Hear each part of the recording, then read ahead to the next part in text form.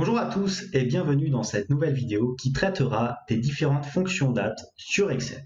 Mais avant de commencer, et comme à chaque fois, si vous souhaitez aller plus loin dans les explications, je vous invite à cliquer sur les liens de formation dans la description. Et si vous ne souhaitez pas rater mes vidéos sur la comptabilité, la finance et l'utilisation des outils tels qu'Excel dans le monde de l'entreprise, n'hésitez pas à vous abonner à la chaîne. Voilà tout, place au tutoriel. Alors, pour bien observer les différentes fonctions date, fonctions qui sont généralement assez peu maîtrisées par les utilisateurs débutants d'Excel, je vous ai préparé un petit fichier avec différents exercices qu'on va faire ensemble afin que vous puissiez assimiler toutes les fonctions qui peuvent être utiles au niveau des dates dans vos fichiers Excel. Donc, tout d'abord, je vous explique ce fichier.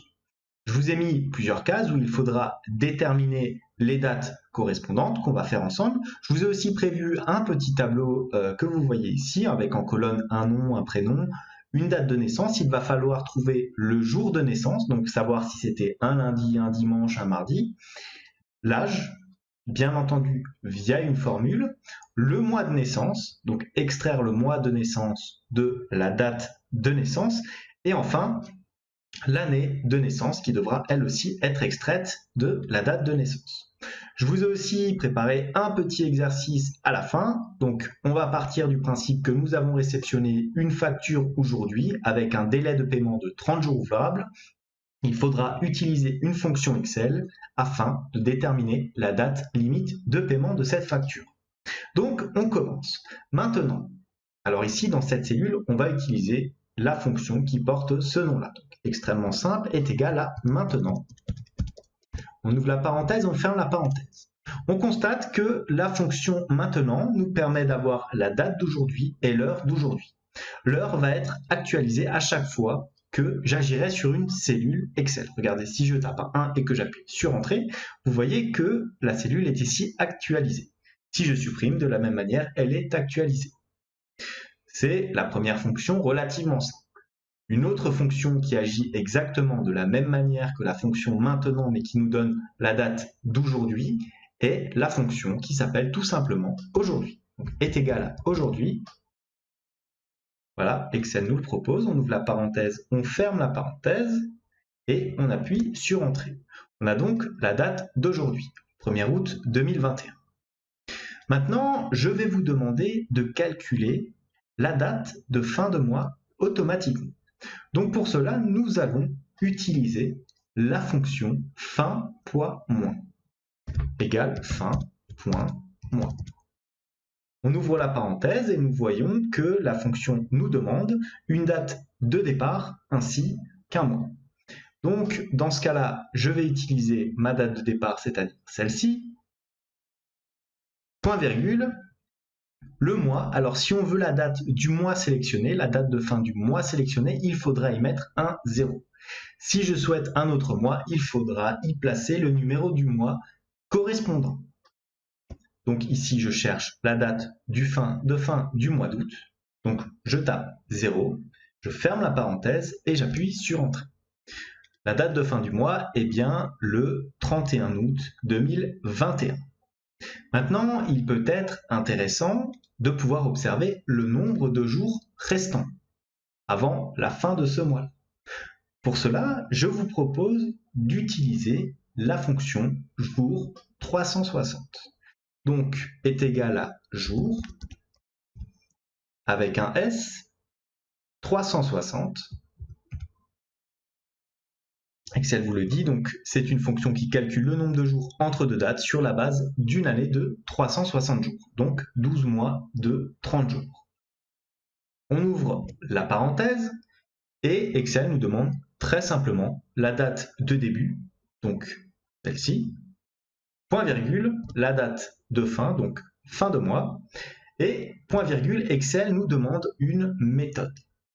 Alors, soit nous utilisons la méthode américaine, c'est-à-dire les dates de début et de fin se baseront sur des mois de 30 jours via la méthode américaine NASD, soit la méthode européenne.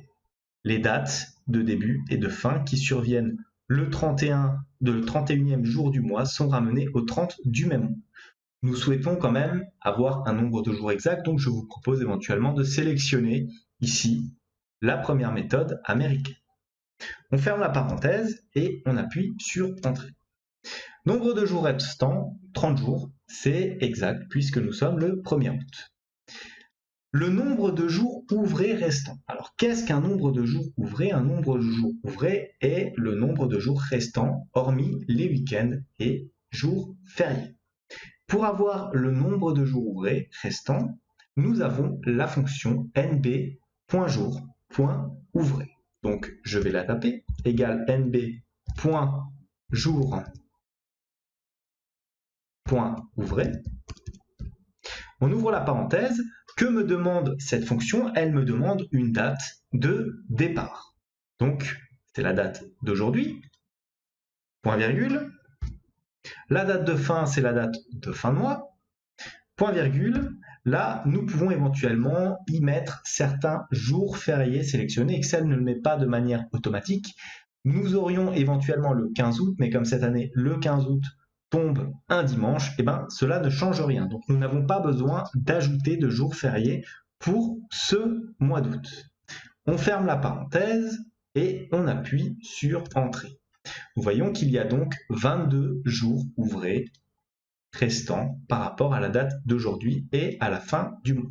Cette fonction peut vous être notamment très utile lorsqu'il s'agit de payer des factures avec des échéances en jours ouvrés.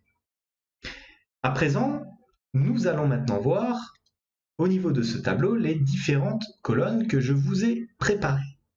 Alors il va falloir ici, au niveau du jour de naissance, savoir dire si le 11 août était un lundi, un mardi, un mercredi, ainsi de suite, ou un dimanche. Pour cela, nous allons utiliser la fonction jour_sum est égal à jour, sum, comme jour de la semaine. On ouvre la parenthèse, le numéro de série, point virgule, le type de retour. Donc, on a le choix entre plusieurs catégories. Donc, je peux laisser éventuellement le premier, c'est ce que j'ai fait, vous voyez.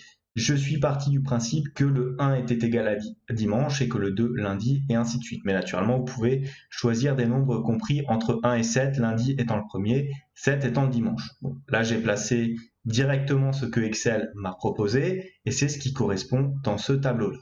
Le 1 correspond à dimanche. Donc, nous débutons notre semaine un dimanche. Bien sûr, vous pouvez changer dans le type. On ferme la parenthèse et on appuie sur Entrée. On constate que le 11 août 91, il s'agissait donc d'un dimanche. Je peux à présent tirer cette cellule vers le bas, comme ceci, et j'ai mes différents jours qui apparaissent donc ici. Pour rapatrier maintenant le jour en texte, rien de plus simple, vous utilisez une fonction de recherche V. On ouvre la parenthèse, la valeur recherchée, c'est ce chiffre ici, point virgule, la table de la matrice, c'est les jours que je vous ai placés ici, point virgule, le numéro de la colonne, c'est la colonne 2. Point virgule, on cherche naturellement et comme toujours une correspondance exacte. On ferme notre parenthèse, mais avant d'appuyer sur Entrée, je vous conseille de figer naturellement votre petit tableau de sélection. Vous appuyez maintenant sur Entrée et vous voyez que vous avez vos jours qui apparaissent ici dans la sélection.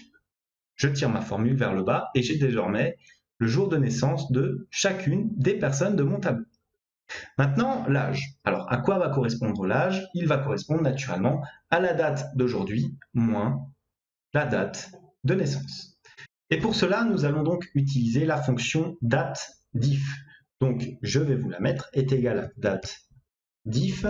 Il s'agit là d'une particularité d'Excel sur cette fonction puisqu'il s'agit de ce que l'on appelle une fonction cachée.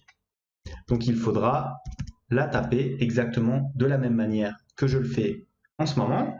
Ensuite, il y aura deux arguments à prendre en compte. Tout d'abord, la date de départ, donc la date de naissance, point virgule, la date d'arrivée, donc la date d'aujourd'hui, point virgule, là il faudra que vous mettiez entre guillemets 3 lettres en fonction de votre choix. Soit un D pour day, c'est-à-dire jour, donc vous aurez la différence en jour, soit un M pour mois, donc vous aurez la différence en mois, soit un Y entre guillemets qui va correspondre à ailleurs, c'est-à-dire l'année en anglais.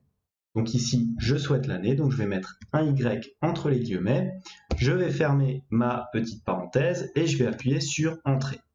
Je tombe bien sur 29. Je vais naturellement figer ici la date d'aujourd'hui pour pouvoir tirer ma cellule vers le bas.